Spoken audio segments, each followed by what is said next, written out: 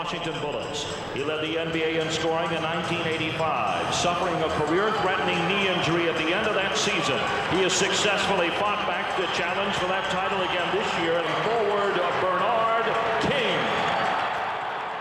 That's one of the most memorable moments of my career, for the very reason that I thought about that moment for 6 years. It actually took me 6 years to get back to the level that I felt I had been at during that period that I was with the Knicks. In his 6th NBA season, Brooklyn native Bernard King got the chance to come home as he was traded to the New York Knicks. You know, you grew up as a kid and you watch Dave DeBusschere, you watch Walt Frazier and Willis Reed, and you dream of one day maybe being out there on the court with the Knicks as well. I used to have goosebumps when I drove to Madison Square Garden. And the Knicks coming again to Bernard King, to the baseline. He put the shot up, it counts! And the Garden is on its feet. Bernard King did very, very few things with pizzazz, with fanciness, with a lot of splash. Super move by King. He had such a repertoire of offensive, big plays, his spin moves. Bernard King once again. His release on his post-up were one of the quickest releases ever. Bernard pulls the trigger, bullseye! He was like a swooping bird on the fast break. Bernard King on the run. That was really probably the most exciting part of the game for me, when I would fill lanes and I felt like I was a deer and I was able to just sprint at will. There's Bernard releasing the one-man fast break. In 1984, on a trip to Texas, Bernard went on a 2-game scoring rampage. 5 seconds. Here's Bernard looking for 50. He's got it. We're at San Antonio. Bernard scores 50. Next night we go to Dallas. And you figure, well, what else can he do to top this? Give it to King, the screaming. They say, give it to B. Okay. All right, here it is.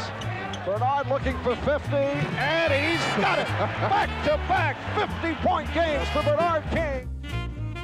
Bernard had risen to the peak of his game and was lifting the Knicks along with him. In the '84 playoffs, he almost single-handedly carried New York past Detroit in the opening round. Lewis went up with the left to King with a sensational rebound.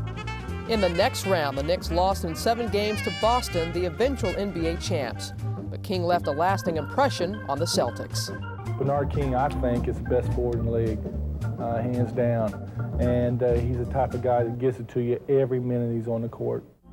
But then in March of 1985, with King leading the league in scoring, everything changed in a game against Kansas City. Look out, King hurt himself. We were in a 1-point game.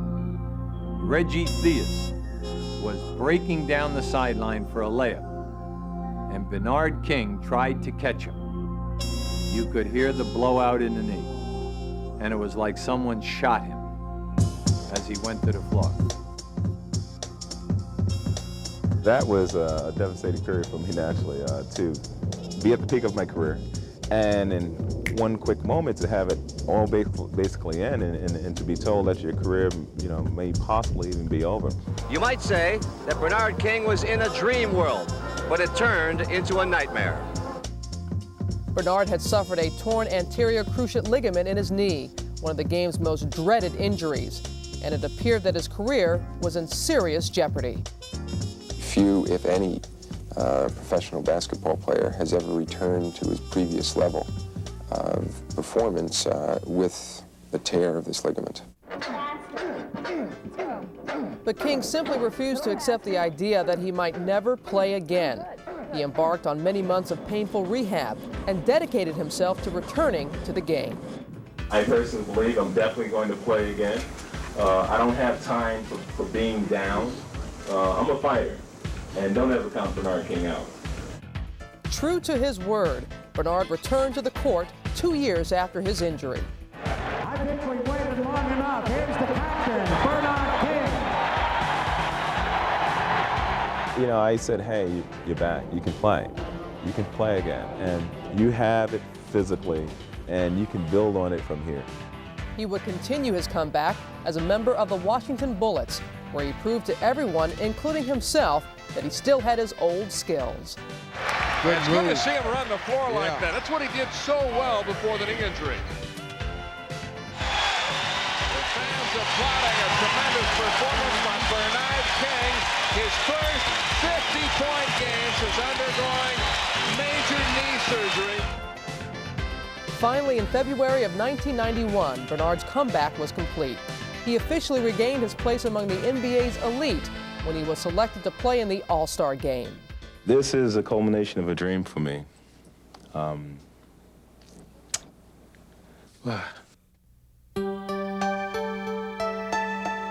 the Washington Bullets, he led the NBA in scoring in 1985, suffering a career-threatening knee injury at the end of that season. He has successfully fought back to challenge for that title again this year at the age of 34. To rise back to that level at the age of 34 years old, knowing that for 6 years is something I've worked on 12 months out of the year to make happen again, it was an unreal moment for me. Playing in his fourth